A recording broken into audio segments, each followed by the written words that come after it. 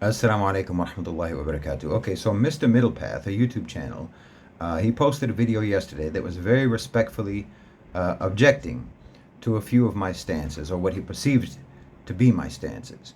So I thought I would take some time, briefly anyway, to clarify what my stances are.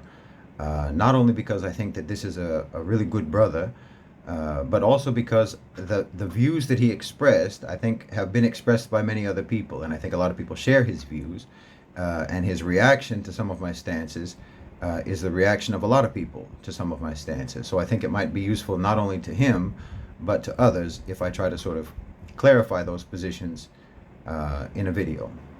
So the first thing that he talked about was he believes that my advocacy of a one-state solution for the Palestinian situation is naive. And I've heard that a lot. That's the most common criticism of that belief. He doesn't deny that what I proposed in terms of a one-state solution to the Palestinian situation, he doesn't deny that that would result in a Palestinian Muslim majority in Israel.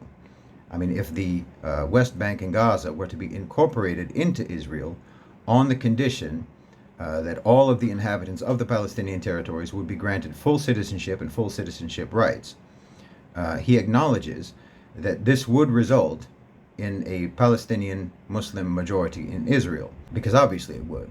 However, he believes that this will not be sufficient. This won't end the issue, because he says that the Jews, the Zionists, will come up with some sort of mechanisms to ensure that the Palestinians are not able to vote them out of office and get into office themselves. And he says that nowhere in history have you ever seen an oppressed majority successfully wrest power from an oppressive minority. Well, this is clearly not the case.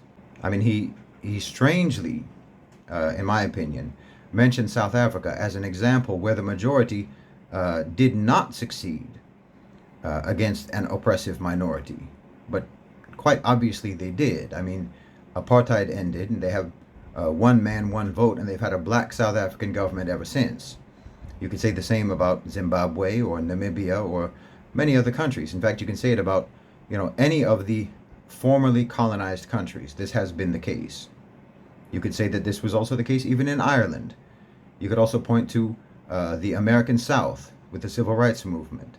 Or you could look at Latin America, Bolivia and Ecuador, Guatemala, and many other countries where the indigenous population has gained power in the government. So there are many, many examples, actually, of formerly oppressed indigenous majority populations gaining political power against the oppressive, formerly government of a minority group. And I don't think that there's any rational reason to believe that this would not be the case with the Palestinians. But now the reason he said that South Africa is not a good example is because South Africa still has problems with racial imbalances in wealth and power. But this is a separate issue. I mean, this has to do with the political corruption of the elected government themselves, whether black or white, whether Palestinian or Jewish. And this is going to be an ongoing issue in any society. I mean, I'm sure that if you had a one-state solution and people like Abu Mazen, Mahmoud Abbas, and the Palestinian Authority officials, if they were still around when that situation materializes and they got elected into the government in Israel, that political corruption would be a major issue. But this is its own problem, and that's a problem for another day. But what you would definitely not have anymore is a blockaded Gaza with continuous airstrikes and bombings, and you would have a state that has mechanisms for civil struggle against the Bantustan situation in the West Bank, against segregation, against discrimination, and so on. What you would have is a new paradigm in which the struggle for Palestinian rights would be a civil rights struggle, not a struggle between life and death. And of course, normalization will inevitably have economic and cultural influence on the society in Israel. Greater integration into the Arab world, into the Muslim world, increased trade, increased investment, and so on. All of that has an impact on the tone of the society, on the nature of the society, on the attitudes of the society, and it disincentivizes hostility towards the Palestinians, and it increases the leverage of the Arab world, of the Muslim world, for influencing the trajectory of the country. the trajectory of the society, the culture of the society. And there's nothing naive about that. Rather, it's incredibly naive and, in fact, heartless to advocate for anything else, to be frank. Certainly, if you're advocating for the same approach of the last half century, which has achieved nothing whatsoever but increasingly worse conditions for the Palestinians. This is the only realistic approach. It's the only realistic solution. And quite frankly, it's inevitable. And on this, I would like to just sort of add as a side note, a good deal of my analysis is just me looking at things the way they actually are, and looking at what's actually happening. And I'm just pointing it out. I'm not necessarily for it or against it. I'm neither endorsing it nor objecting to it. I'm just saying what I see as objectively as I possibly can. And at most, what I might do is point out what I see that may be beneficial or may be harmful about what's happening. I may talk about opportunities that might exist because of what I see happening, or dangers that might exist because of what I see is happening. But I think some people don't know quite what to do or how to respond to objectivity. You know, it's like if I say that it's going to rain based on the clouds overhead, it doesn't mean that I'm hoping it's going to rain or that I think it would be wonderful if it rains. I just think that that's what's going to happen based on what I see. And you might want to know so that you can prepare as needed. I think it's important to have an accurate picture of what's going on in the world, as divorced as possible from agendas and ideologies and emotions. I mean, it was hilarious to me to see the comment section in my video reaction to the MBS interview when people couldn't decide whether or not I was promoting MBS or I was attacking MBS. Because some people just can't take objectivity objectively. You know, their emotions and their ideologies get triggered. And I'm telling you, you need to check this about yourself, because being that way makes you incredibly vulnerable to manipulation. That's a very weak way to move around in the world. And you will get conned, and you will get misled, and you will be toyed with. But okay, getting back to the brother's comments. What was the other thing? He said he objected to me saying that things in rural Turkey didn't actually change very much for most people when Ataturk did what he did. Because he said that most people don't live in rural areas. They live in urban centers. They live in cities. That's where they go to get their jobs and so on. So it was a big deal. But in 1924, most Turks did live in small villages in the rural areas. It was an agrarian society, and most of them were not affected by what Ataturk did. The policies of Ataturk were not really enforced that much in the villages and in the countryside, so I stand by that statement. Then he mentioned the harsh repression of Muslims in places like Kazakhstan. I don't deny that. There absolutely has been. But none of those countries, Kazakhstan itself, and none of those countries were part of the Ottoman Empire. They were part of the Russian Empire. So what Ataturk did had no effect on them whatsoever. They had nothing to do with Ataturk, and he had nothing to do with them. Now, he also suggested that I think it's fine what Ataturk did. That's not what I said. I said it didn't have a huge impact on the daily lives of most people, because it didn't. And I also said that all of the various societal trends and changes that occurred over the last 100 years would very likely have occurred either way, with or without Ataturk, with or without the Ottoman Empire, because they would have. And I'm not saying that any of that's fine. I'm just saying that it wasn't the catastrophe that we're made to believe it was. Okay, so then he goes on to talk about what he thinks is my denial of the repression of Uyghur in China. Again, I have not denied that the Uyghur are being repressed. I just don't believe the most outrageous and the most outlandish allegations in this regard, because there's no reason to believe those allegations. There's no reason to believe those most outrageous allegations, because they're not credible.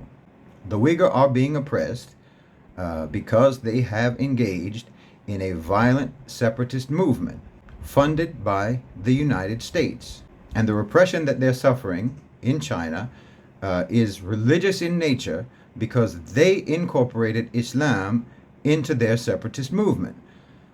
So to one extent or another, the Chinese authorities, the Chinese government, believe that they need to indoctrinate Islam out of the minds of the Uyghur, since the Uyghur themselves chose to base their separatist claims on their Muslim identity. I mean, Muslims all over China are not being similarly mistreated as the Uyghurs, so it's pretty clear what the reasons are for what's happening. The Chinese want the Uyghurs to consider themselves Chinese because they are in China and they have Chinese citizenship. So what can be substantiated, in my opinion, is that they are putting the Uyghurs, any Uyghurs who they feel are sympathetic towards the separatist cause, which to them means that how they understand sympathy to the separatist cause is that if you're too religious, so they're putting those people into re-education camps against their will for usually months at a time, where they will be subjected to constant indoctrination and they will receive some sort of work training. It's unquestionably wrong. It's unquestionably a violation of their human rights, and it is unquestionably not a genocide. Now, a genocide has happened and is happening against the Rohingya, but China isn't doing that. And the Rohingya are not CIA funded, so no one's talking about that. What's happened to the Rohingya, what's happened to those people, is indescribably worse than anything that the Uyghurs are suffering. But their victimization is not particularly useful to American geostrategic goals in the region. So no one is throwing their shirt at the Myanmar embassy in London over that issue. Now, finally, again, in relation to the Uyghur issue, the brother says that sometimes it is justified to oppose and rebel against the rulers. Yeah, okay. The Chinese Communist Party is not Muslim. So the hadiths about obedience to the ruler do not apply in this case. I mean, except in terms of, the principle of not doing harm, not making the situation worse, not making matters worse for the people. If rebelling against the ruler or rebelling against the government in any given situation is going to predictably make the situation worse, then you're not supposed to do it. And then his last criticism, as I recall, was to sort of combine the arguments about the Uyghurs with the separatist movement, saying that sometimes separatist movements are justified. Okay, sure, sometimes separatist movements are justified, but having the right to do something doesn't mean it's the right thing to do. I mean, with the Uyghur situation, let's pretend that the Uyghurs break off from China. Okay, they establish East Turkestan. Who's going to be their biggest trading partner? And who's going to be in a position to dictate the terms of trade to the Uyghur? It's going to be China, of course. Your independent breakaway nation will have no independence whatsoever. It's pointless. All you will actually do is make your people more vulnerable, more exploited, more dependent, weaker, and more helpless than they ever were before. It's not a good plan. Think it through. In this particular case, the separatist leaders are all sponsored by the United States. So any government that East Turkestan would form would be an American client government. It'd be a client state, which would be of no particular interest to the U.S. except as a source of antagonism and conflict between them and China. The U.S. wouldn't be the slightest bit interested in the welfare or the prosperity or the safety or the security of the Uyghurs, just like they're not the slightest bit interested or concerned about the Kurds or the Armenians. The big ambitions of completely dependent, landlocked, wannabe independent states, their big ambitions are only ever used by the United States to manipulate them for their own geostrategic purposes and to potentially exploit any resources that they may have.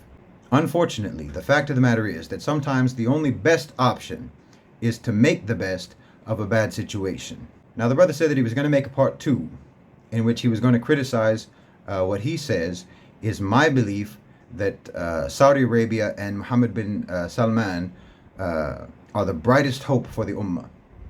This, again, is a misreading of what I've said.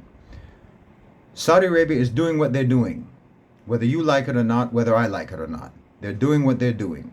And I'm simply pointing out what they're doing, and I'm saying, and I'm looking for anything that might be beneficial for the Ummah. in what they're doing. This is an objective analysis, no more, no less. You can take it or leave it. You can feel about it however you want to feel about it. And however you do feel about it is what will determine whether you think I'm pro Mohammed bin Salman or anti Mohammed bin Salman. I'm neither. I'm just looking at what is actually happening and trying to perceive how what's happening can be useful for establishing Muslim economic sovereignty and political independence. Feelings have nothing to do with it as far as I'm concerned. Jazakumullahu khairan wa assalamu alaikum.